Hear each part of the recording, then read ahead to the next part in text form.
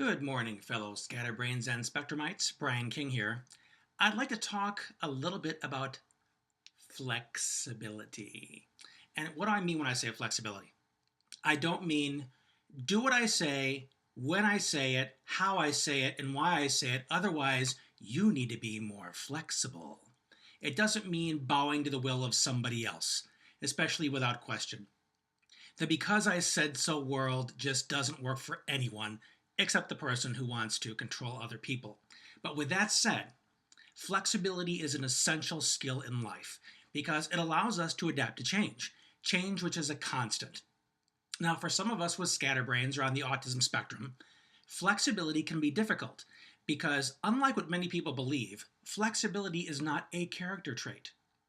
It's not a virtue per se. What it is a skill that needs to be neurologically wired into the brain. And for some of us who are not typical, flexibility can be difficult to develop. In fact, it isn't something automatic, it's something that needs to be taught. And fortunately, it can be taught. So for those parents who have kids that seem very stubborn, resistant, non-compliant, you've got one of two things happening. Actually, you've got two things happening. You've got a child who has difficulty with flexibility. They probably haven't developed that skill effectively, and they probably also have a stubborn parent, speaking from experience here. Because our kids learn their skill sets through what's modeled for them. So if you have a stubborn streak in yourself, then you model that stubbornness for an inflexible child. What you do is reinforce the challenge. You cause them to dig in through this nonsensical battle of wills that you engage in. However, if you model flexibility, you show them the way. Now, I suspect I know what you're asking now. Don't kids need to have rules? Don't kids need to have boundaries? Absolutely, but not at the expense of resilience. The ability to bounce back when things go in an unexpected way, which we know they always do. The flexibility that we really want to instill in our kids is a flexibility that allows them to make transitions, shifts, changing their attention from one thing to another, from one task to another, and especially in those situations where life goes differently. One thing I've taught my kids, and I also teach my clients, is that life doesn't go wrong, life doesn't go bad, life just goes different. Because you know how our kids can get, and maybe even yourself sometimes. When things don't go the way you want, expect, demand, you can react emotionally. You say things like, this is bad, this went wrong, I don't like this. And you create all those emotional triggers for yourself that sabotage resilience because you get stuck in the fact that you don't like it. Bottom line is, not liking something doesn't kill you.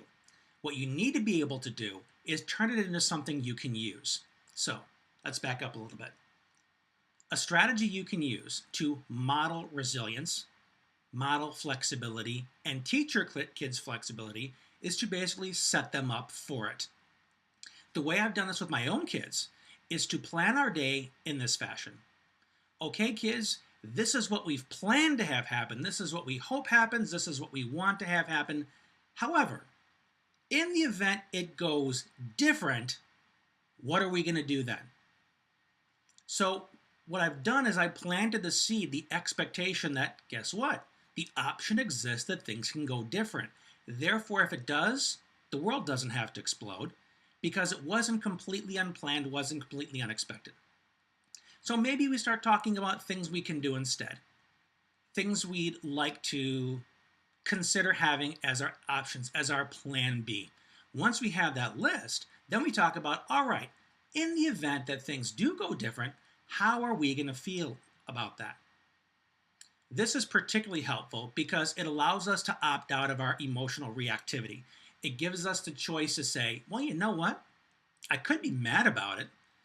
I could throw a temper tantrum. I could cry. However, I think I'd rather just say, oh, well, and go with one of the things we planned. Now, is this going to work the first time? Probably not. It takes practice. It takes training until we get into the habit of responding to life this way. But this is something I've learned for myself, something I've taught my kids, countless clients, and it's amazing how something this simple can be this effective when it is practiced consistently. So hopefully this lesson's been helpful for you.